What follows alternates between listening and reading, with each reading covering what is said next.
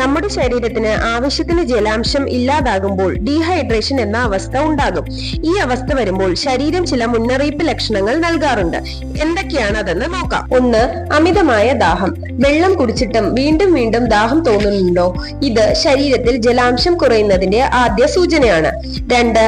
വായയും ചുണ്ടും വരണ്ടു പോകൽ, പൊട്ടുക എന്നിവ ഡീഹൈഡ്രേഷന്റെ ലക്ഷണങ്ങളാണ്.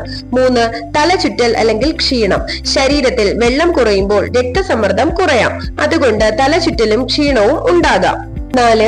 മൂത്രത്തിന്റെ നിറം മഞ്ഞയായി മാറുക.